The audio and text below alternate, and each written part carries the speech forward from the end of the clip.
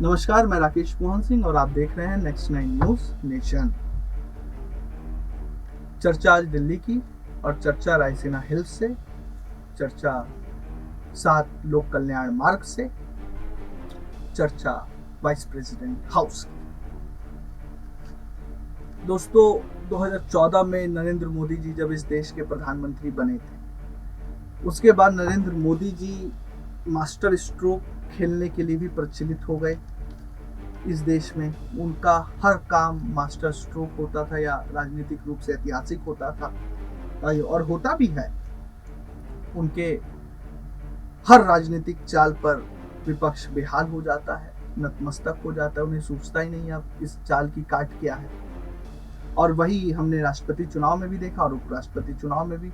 ऐसा उम्मीदवार राष्ट्रपति चुनाव में भाजपा ने खड़ा किया कि विपक्ष के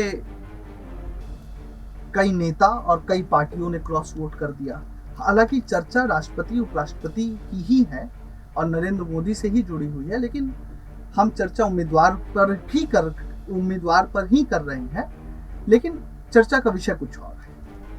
राष्ट्रपति और उपराष्ट्रपति चुनाव हो रहे थे, उसी बीच में नरेंद्र मोदी ने एक और राजनीतिक रूप से इतिहास रच दिया। इतिहास क्या था? इतिहास ये है कि अभी तक हमारे देश में आजाद भारत में पैदा हुआ कोई राष्ट्रपति नहीं बना, कोई उपराष्ट्रपति नहीं बना। प्रथम बार हो रहा है जगदीप धनखड़ और महामहिम द्रौपदी मुर्मू, जो आजाद भारत में पैदा हुए और राष्ट्रपति बने। लेकिन सबसे अहम बात यह है कि इस चुनाव में औसत उम्र राष्ट्रपति और उपराष्ट्रपति की कम हुई है। इस चुनाव में जो औसत उम्र है वो राष्ट्रपति की 71.4 वर्ष हो गई और औसत सेवानिवृत्त यानी पद से हटने की भी उम्र 76.3 वर्ष हो गई।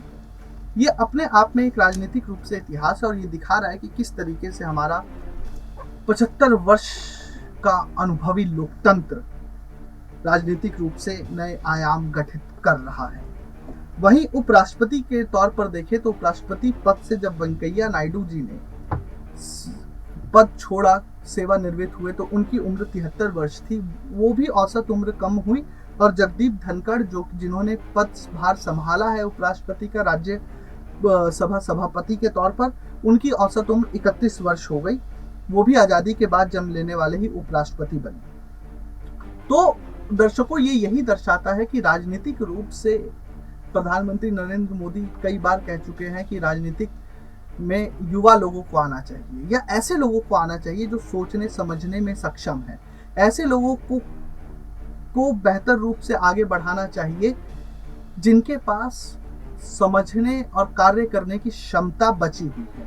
इसलिए उन्होंने भाजपा में भी ये एक लिमिट, एक तरीके से सीमा तय कर दी कि 75 वर्ष से ऊपर का व्यक्ति चुनाव नहीं लड़ सकता है। तो ये तमाम जो उनके प्रयास रहे हैं इस बार राष्ट्रपति और उपराष्ट्रपति चुनाव में भी देखने को मिले हैं और ये एक बेहतर व्यवस्था है कि इसी तरीके से अगर औसत उम्र कम होती रही तो वो दिन दूर नहीं कि ठीक कभी हमें ये भी देखने को मिले कि 37 साल का कोई युवा देश के सर्वोच्च संवैधानिक पद और उप संवैधानिक पद पर बैठे।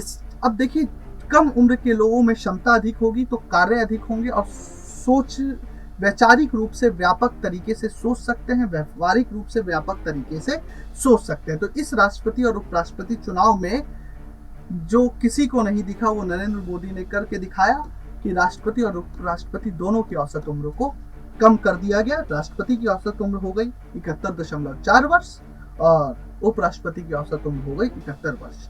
तो ये राष्ट्रपति और उपराष्ट्रपति से चुनाव से जुड़े और उम्मीदवारों से जुड़े कुछ तथ्य थे जो आपको जानना समझना जरूरी था।